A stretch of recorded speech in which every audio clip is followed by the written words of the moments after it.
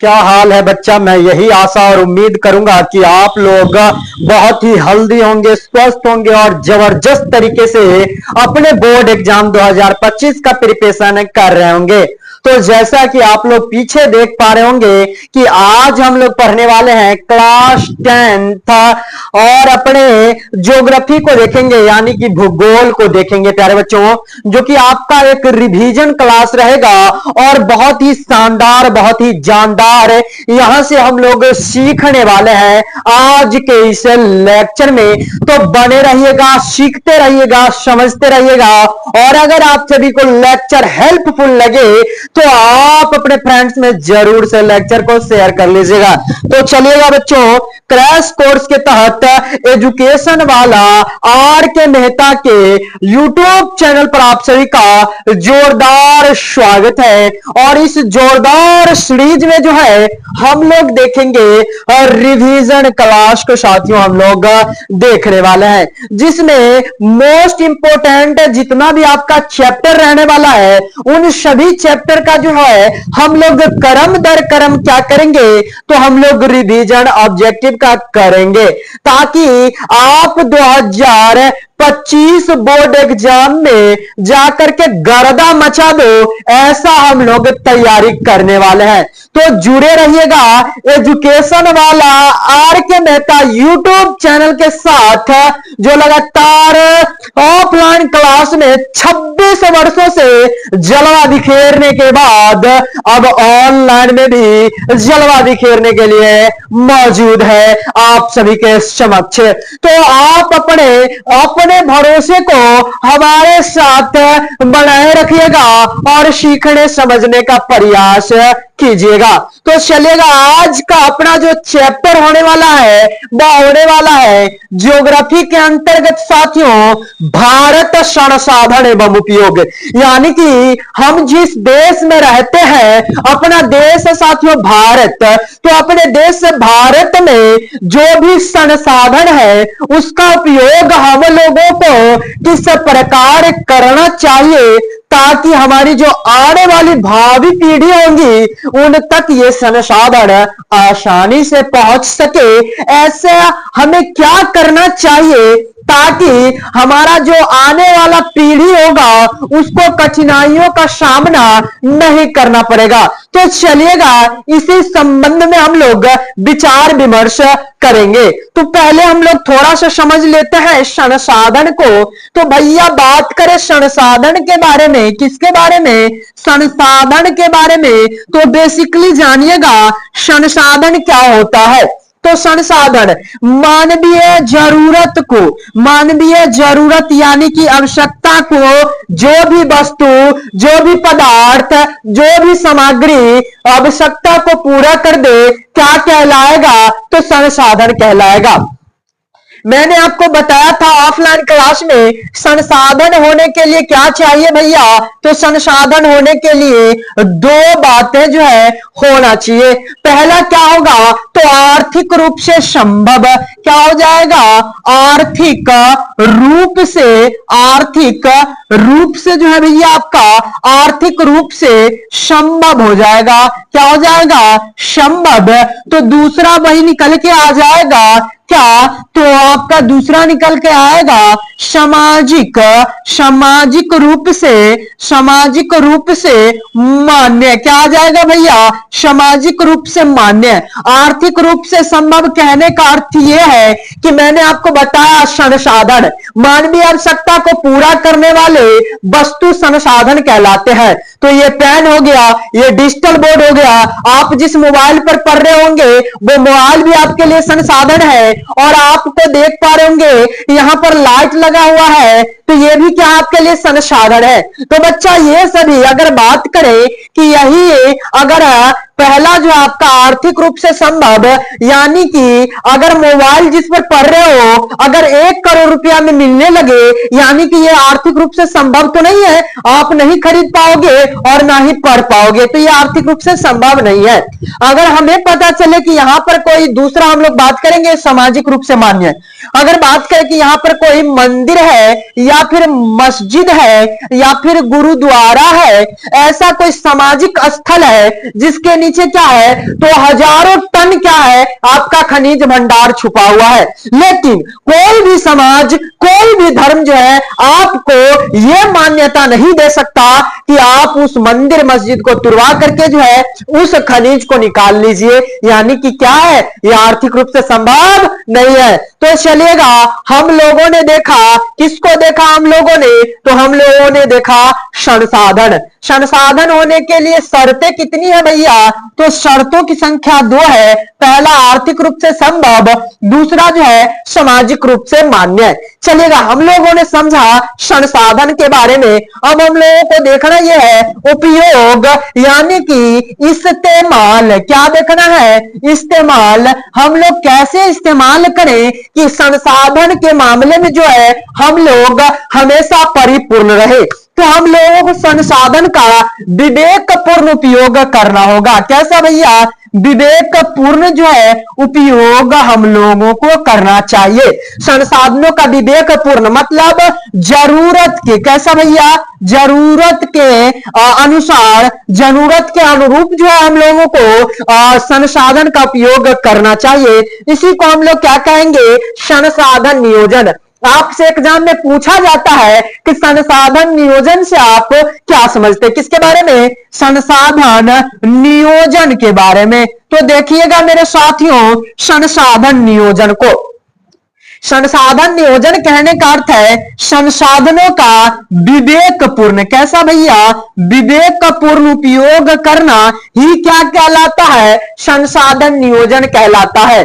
जब, और एक बात और आपसे पूछा जाता है, सतत पोषणीय विकास। क्या पूछा जाता है भैया, सतत पोषणीय विकास से आप क्या समझते हैं, तो एक ऐसा विकास जिसमें हम अपने जरूरत को पूरा करते हुए अपने जो आने वाली पीढ़ी है उन तक पहुंचाए संसाधन, यही क्या कहलाएगा, सतत पोषणीय विकास कहलाएगा। तो मैं आशा करूंगा कि यहां तक जो है आपका आप सभी के लिए दमदार, शानदार और बेहतरीन रहने वाला है। तो चलिएगा, सीखेंगे अब हम लोग ऑब्जेक्टिव को। किसको देखेंगे, ऑब्जेक्टिव टाइप के क्वेश्चंस को देखेंगे और समझने का भी प्रयास करेंगे शानदार, जानदार तरीके से।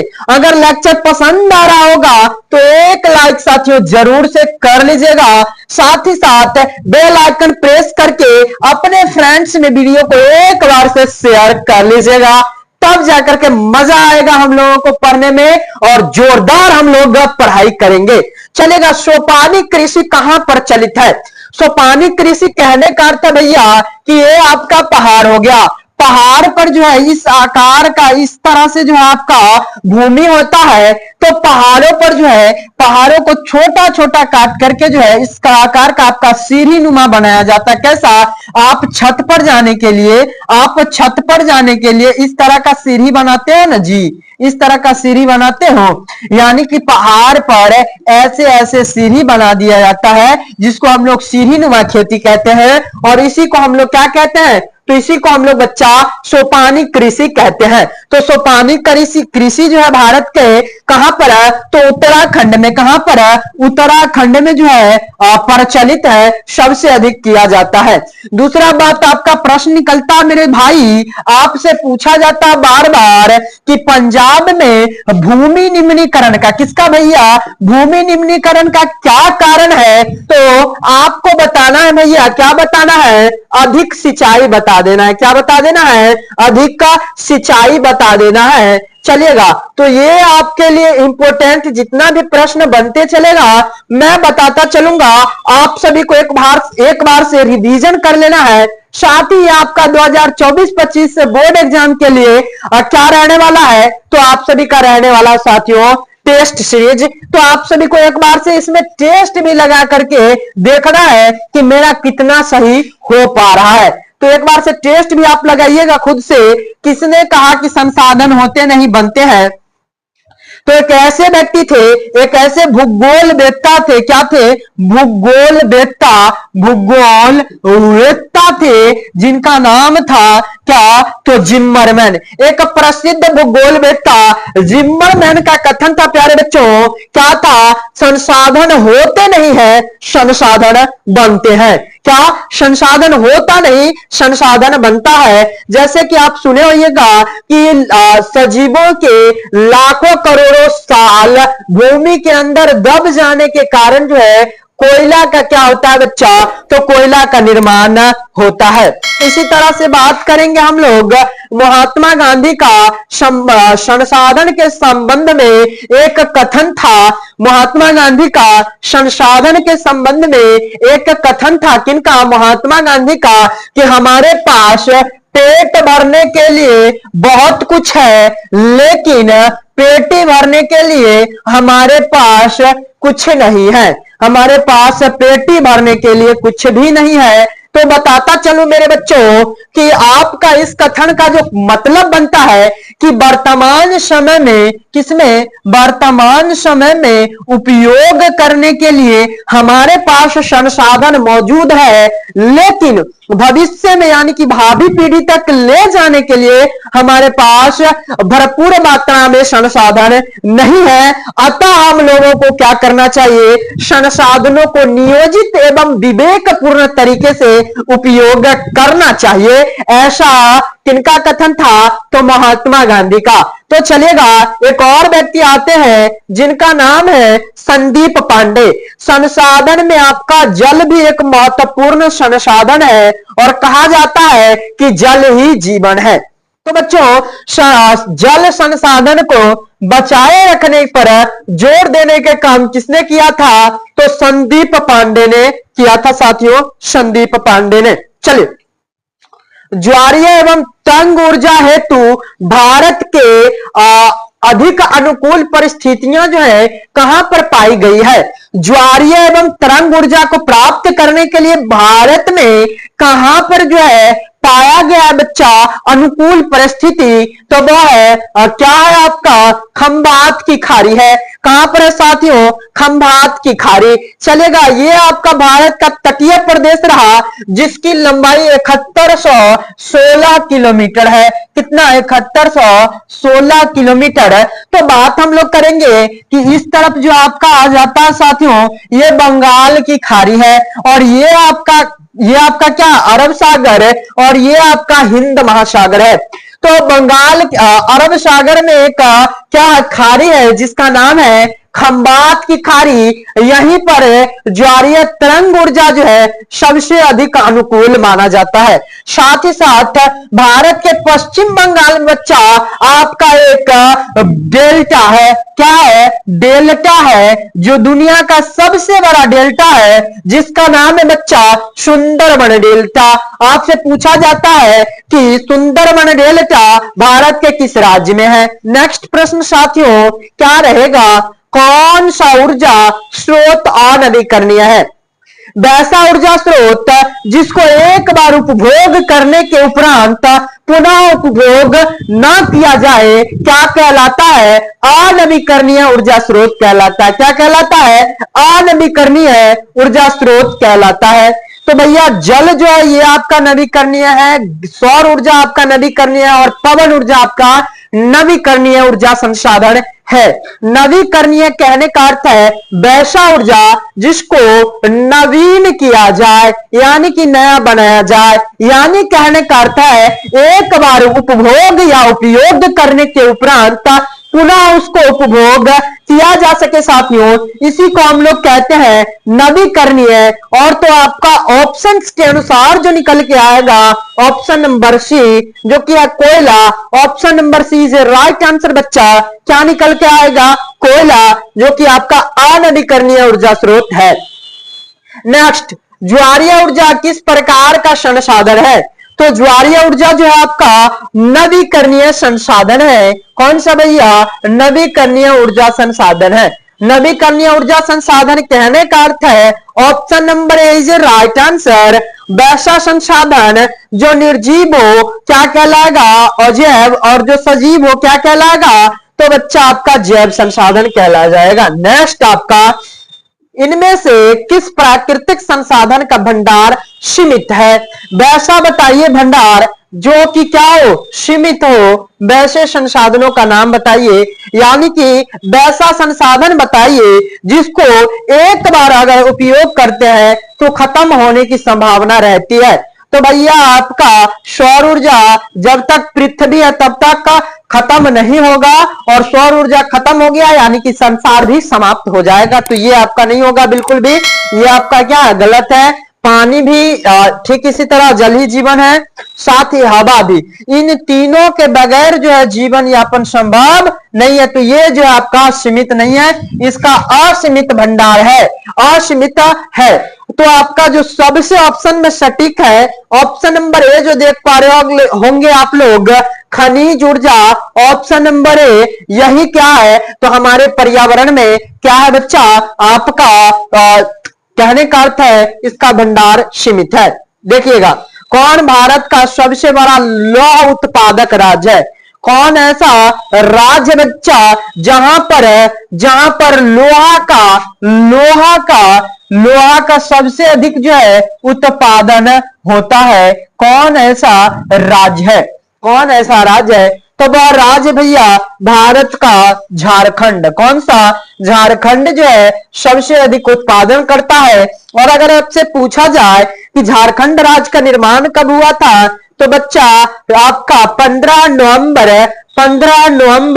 सन 2000 ईस्वी को। कब?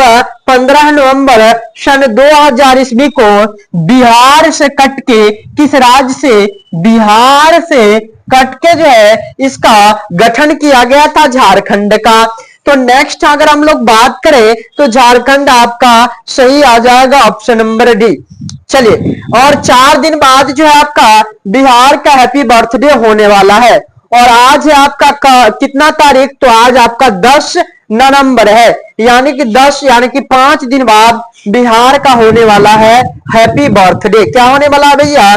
तो बिहार का हो जाएगा हैप्पी बर्थडे। बातों को समझिएगा। चलिए, भारत में विद्युत की सबसे अधिक खपत किस क्षेत्र में होती है? घरेलू कामों में, व्यापारिक कामों में, कृषि के कामों में या उद्योग में? तो बच्चा आधुनिक समय में कृषि के क्षेत्र में, घरेलू क्षेत्र में और आपका व्यापारिक क्षेत्र में, इन सभी क्षेत्रों में आपका विद्युत का खपत होता है। लेकिन सबसे अधिक आपका निम्नलिखित में से औद्योगिक कार्य जो है आपका इसमें होता है। और अर्थव्यवस्था के द्वितीयक सेक्टर में हम लोग कह सकते हैं कि क्या होता है, विद्युत का सबसे अधिक उपयोग होता है। नेक्स्ट आपका, संसाधन के संरक्षण हेतु सर्वप्रथम किसने वकालत की थी? वकालत जो है सबसे पहले किसने किया था? तो क्लब ऑफ रोम ने। किसने भैया? क्लब ऑफ रोम ने। ना ही नेहरू जी ने एक बात कहा था कि नेहरू जी ने बताया था कि बहुउद्देशीय परियोजना जो है, बहुउद्देशीय परियोजना ये आधुनिक भारत का क्या है? मंदिर है। क्या है भैया? आधुनिक भारत का मंदिर है। साथ ही ये कहा था कि गांव में जो है, गांव का विकास जो है भैया, गांव का विकास सड़कों से होकर के आता है। किससे? सड़कों से होकर के आता है। किसका विकास भैया? गांव का विकास। तो चलिएगा, सबसे आपका सटीक उत्तर क्लब ऑफ रोम रहेगा। नेक्स्ट क्या रहने वाला है? प्राकृतिक संसाधनों के संरक्षण हेतु अफ्रीका में कन्वर्सेशन यानी कि अधिवेशन किस वर्ष बुलाया गया था? तो बच्चा आपका बुलाया गया था सन 1968 ईस्वी में। कब? तो 1968 ईस्वी में। और भैया आपका 1972 में क्या हुआ था? तो आपका शिमला समझौता। कौन सा? शिमला समझौता हुआ था। क्यों हुआ था? कि 1971 ईस्वी में 1971 ईस्वी में भारत पाकिस्तान के बीच युद्ध हुआ था। किसके कारण? तो बांग्लादेश के कारण, बांग्लादेश के कारण। और इसी 1971 ईस्वी में क्या हुआ था मेरे साथियों? तो बांग्लादेश स्वतंत्र हुआ था। और इसी बांग्लादेश को स्वतंत्र कराने के लिए जो है भारत और पाकिस्तान के बीच जो है युद्ध हो गई थी। और इसी युद्ध का निपटारा जो है शिमला समझौता के तहत 1972 में किया गया था। याद रखेंगे। तो यहां से आपका प्रश्न बनता है कि बांग्लादेश स्वतंत्र कब हुआ? तो 1971 में, 1971 में। चलिएगा, नेक्स्ट आपका रहेगा विश्व पर्यावरण दिवस किस तिथि को मनाया जाता है?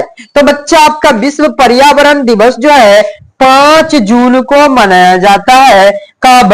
5 जून को विश्व पर्यावरण दिवस मनाया जाता है। और आपसे अगर पूछा जाए कि बाल दिवस कब मनाया जाता है भैया, तो मात्र 4 दिन बाद यानी कि 14 नवंबर को जो है आपका बाल दिवस मनाया जाता है। और अगर आपसे पूछा जाए कि विश्व मानवाधिकार दिवस तो आपका हो जाएगा साथियों 10 दिसंबर। कब हो जाएगा? 10 दिसंबर। यही आपको पूछा जाए कि विश्व एड्स दिवस कब मनाया जाता है साथियों, तो 1 दिसंबर को। कब? 1 दिसंबर को। यही में अगर पूछा जाए कि विश्व यानी कि एक और था आपका, ये मैं अभी आपको भूल रहा हूं, तो आपका जितना भी बनता है डेज ऑफ ईयर, यानी कि एक साल में जितना भी डेज बनता है यानी कि दिवस बनता है भैया आपका दिवस, इसका अगर एक आपको पर्सनल वीडियो दे दिया जाए तो काफी मजा ही आ जाएगा।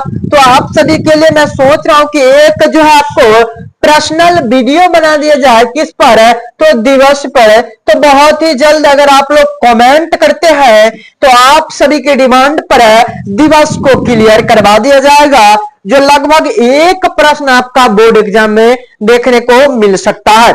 नेक्स्ट आपका रहेगा प्रथम पृथ्वी सम्मेलन का आयोजन 1992 में किस देश में आयोजित हुआ था भैया? किस देश में? कमेंट में तरह से ऑफलाइन क्लासेस के बच्चे दागिएगा तो आप सभी को मजा ही आ जाएगा। चलिए, तो नेक्स्ट जो है आपका प्रश्न 1992 में प्रथम पृथ्वी सम्मेलन, 1997 में द्वितीय पृथ्वी सम्मेलन और 2002 में तृतीय पृथ्वी सम्मेलन भैया हुआ था। तो आपका ब्राजील में जो है प्रथम पृथ्वी सम्मेलन हुआ था। ब्राजील का स्थान रियो डी जेनेरो में। कहां पर है? रियो डी जेनेरो में। कहां पर भैया? रियो डी जेनेरो में हुआ था। याद रखेंगे, जितने भी बच्चे हैं, जितने भी क्लास को देख पा रहे हैं, सभी बच्चे याद रखेंगे और शानदार तरीके से लेक्चर को शेयर जरूर कीजिएगा, ताकि जो है आप सभी के साथ आपके फ्रेंड्स को भी यह लेक्चर फायदा पहुंचा सके। नेक्स्ट, भारत में चारागाह के अंतर्गत कितनी भूमि है? भैया आपको पता है कि भारत के पास जो है विश्व का 2.4% भूमि जो है भारत के पास है। यानी कि विश्व में अगर 100% भूमि है, कितना? 100%, इसमें से आपका 2.4% किसके पास है? भारत के पास। तो इन 2.4% को भारत के संबंध में हम लोग मानेंगे 100%। इसमें से 100% जो है आपका 43% आपका क्या है? तो आपका मैदानी क्षेत्र। इसमें से जो बचा 43 में से चारागाह, यानी कि आप प्राचीन समय में देखे होइएगा कि आपके दादा के पिताजी ये लोग क्या करते थे? अपने पशु को चराने के लिए यानी कि चारा खिलाने के लिए एक स्थान पर जाया करते थे। उसी स्थान को हम लोग क्या कहते हैं? चारागाह कहते हैं। क्या कहते हैं भैया? चारागाह कहते हैं। जो कि आपका ऑप्शन नंबर ए 4% भूमि में, कितना परसेंट भैया? 4% भूमि में जो है आपका पाया जाता है। क्या गुरुजी? तो गुरुजी आपका 4% भूमि जो है चारागाह क्षेत्र के अंतर्गत निहित है। नेक्स्ट आपका रहेगा भैया क्या पंजाब में भूमि निम्नीकरण का मुख्य कारण क्या है?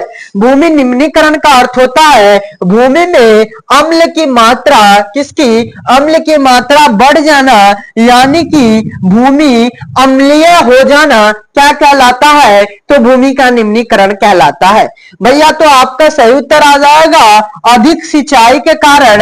अधिक सिंचाई के कारण जो है पंजाब तथा उत्तरी उत्तर प्रदेश में, कहां पर भैया? उत्तरी उत्तर प्रदेश में गुरुजी पाया जाता है। किसके कारण? अधिक सिंचाई के कारण। क्या? तो भूमि का निम्नीकरण। बात करेंगे हम लोग भूमि का निम्नीकरण पंजाब में अधिक सिंचाई के कारण देखा गया है। नेक्स्ट आपका रहेगा साथियों, क्या रहेगा? भारत में भू अनुदान के लिए रक्तहीन क्रांति किसने की थी?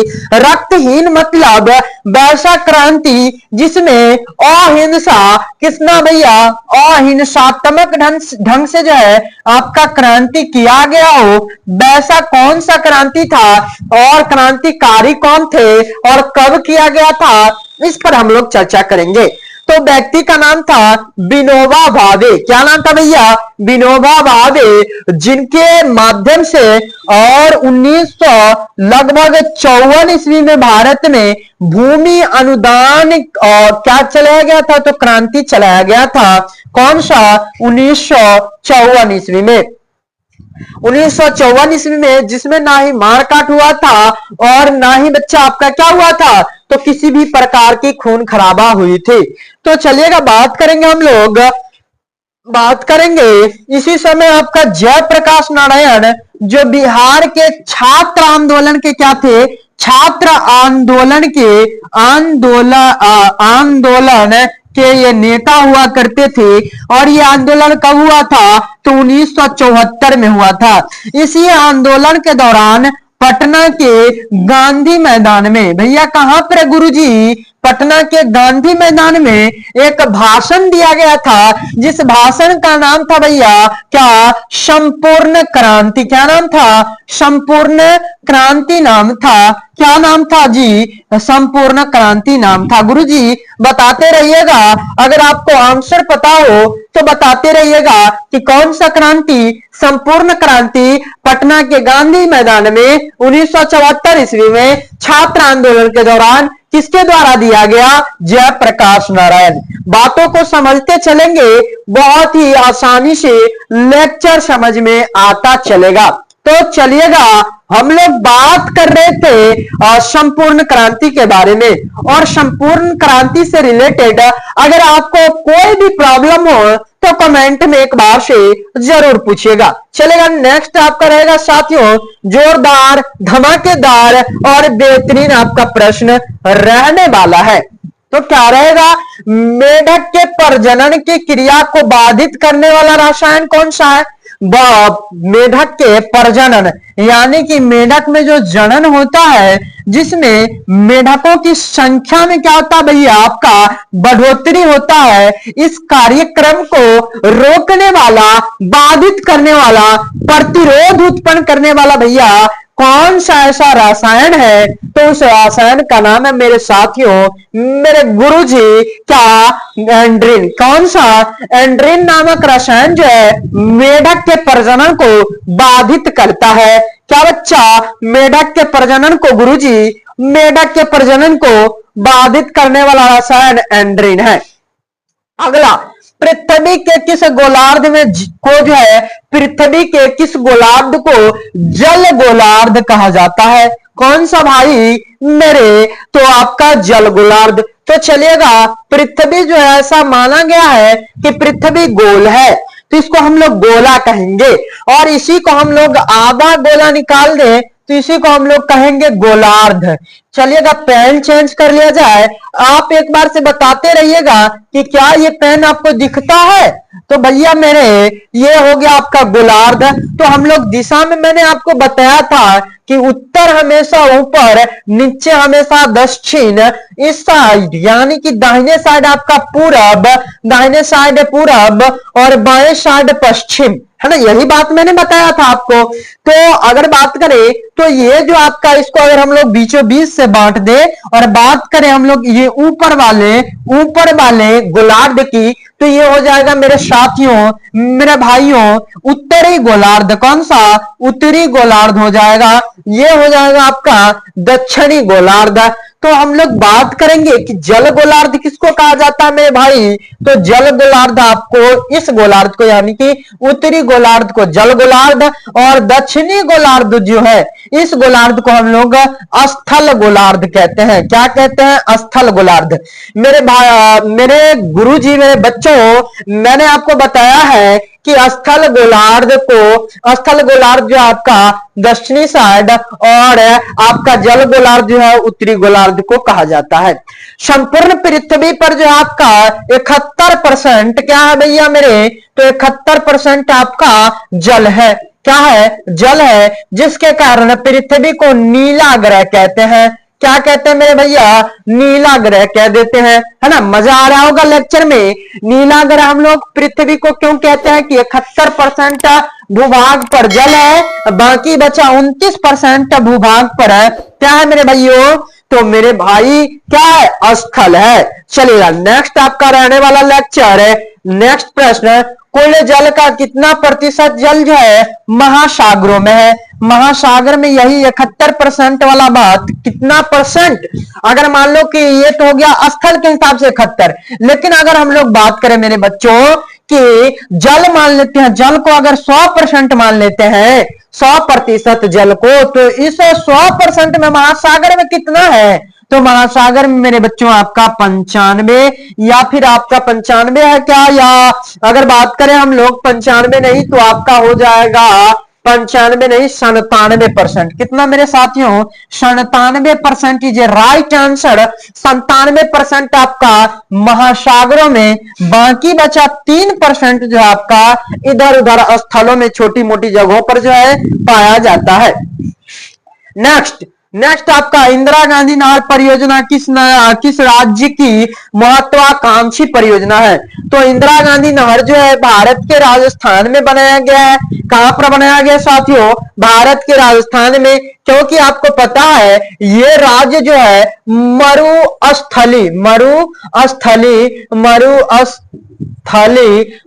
मरुस्थलीय प्रदेश है। मरुस्थलीय भूमि वाला ये प्रदेश मेरे बच्चों है। इसीलिए यहाँ पर पानी की जो है, यानी कि जल की उपलब्धता जो है, जल की उपलब्धता मेरे बच्चों यहाँ पर कम है, जिसके कारण एक नहर खुदवाया गया है, जिसका नाम है, क्या नाम है मेरे बच्चों? इंदिरा गांधी नहर। क्या नाम है? इंदिरा गांधी नहर है, जो यहाँ पर जीवन रेखा का काम करती है। राजस्थान में इंदिरा गांधी नहर जीवन रेखा का काम मेरे बच्चों करती है। याद रखेंगे, जानदार, शानदार और बेहतरीन अंदाज में। चलेगा, नेक्स्ट आपका प्रश्न रहने वाला साथियों बहुत ही शानदार है कि निम्नलिखित में राजस्थान में कौन ऐसा नहर है? तो मैंने आपको ऊपर ही बताया है, इंदिरा गांधी परियोजना।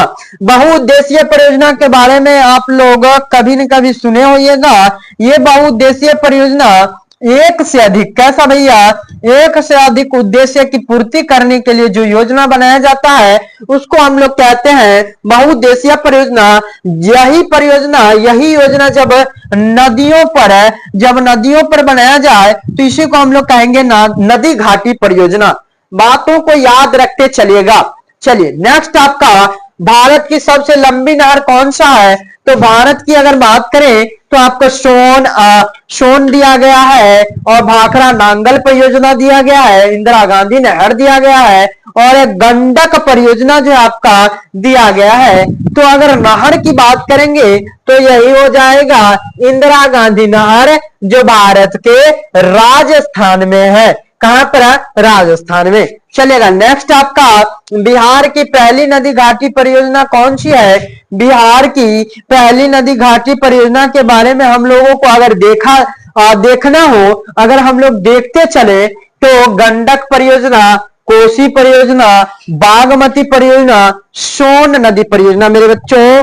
तो आपका बिहार का जो सबसे पुराना, यानी कि सबसे पहली परियोजना हो जाएगा वह हो जाएगा सोन नदी परियोजना मेरे बच्चों। कौन सा? सोन नदी परियोजना। और कोसी नदी को जो है भारत का क्या कहा जाता है? कोसी नदी को भारत का शोक, या फिर इसी को हम लोग आंसू भी कहते हैं। शोक का अर्थ है कि दुख होगा, जब दुख होगा तो आंसू आएगा। नेक्स्ट आपका इंद्रपुरी जलाशय परियोजना किस राज्य में है? इंद्रपुरी जलाशय परियोजना जो है कहां पर है? अगर हम लोगों को हम लोग अगर देखें इंद्रपुरी परियोजना के बारे में मेरे बच्चों, तो ये हो जाएगा भारत के बिहार राज्य में इंद्रपुरी परियोजना है। कहां पर है? भारत के बिहार में इंद्रपुरी परियोजना है। नेक्स्ट आपका रहने वाला है, क्या रहेगा? बाणसागर नामक जलाशय का निर्माण किस नदी पर हुआ है? अगर हम लोग बात करें बाणसागर, एक नदी का नाम, एक परियोजना का नाम है बाणसागर, ये कहां पर, किस नदी पर बनाया गया है? सोन नदी पर। आपसे बार बार पूछा जाता है भाखड़ा नांगल परियोजना किस नदी पर बनाया गया? कमेंट में जरूर बताइए, भाखड़ा नांगल परियोजना। चलिएगा अगला देखिएगा, आज का लास्टली प्रश्न, सर्वाधिक वर्षा होती है, सर्वाधिक वर्षा मानसीराम में होता है, और भारत के मिजोरम को, किसको भैया? मिजोरम को क्या कहा जाता है? तो मानसीराम कहा जाता है। मिजोरम को क्या कहा जाता है? मानसीराम कहा जाता है। बातों को समझिएगा। यहां पर लगभग 11,000 सेंटीमीटर क्या होता है भैया? वर्षा होता है, जिसके कारण इसको मानसीराम की संज्ञा जो है किसको दिया गया है? मिजोरम को, मेघालय, किसको? मेघालय। आपका यहां पर हो जाएगा मेघालय। बातों को समझते रहिएगा, सीखते रहिएगा, और अगर आप सभी को लेक्चर पसंद आया हो तो एक लाइक जरूर से करके जाइएगा साथियों। और इस तरह से आज का ये आपको कैसा लगा लेक्चर, तो बताइएगा एक बार कमेंट में। साथ ही साथ अगर किसी भी प्रकार का दिक्कत, प्रॉब्लम, कठिनाई रहा हो तो वो भी बता दीजिए। मिलेंगे नेक्स्ट क्लास में, तब तक के लिए best of luck, enjoy your life. चलिए सेल्फ स्टडी करते रहिएगा और एंजॉय करते रहिएगा। मिलेंगे अगले क्लास में, बेस्ट ऑफ लक।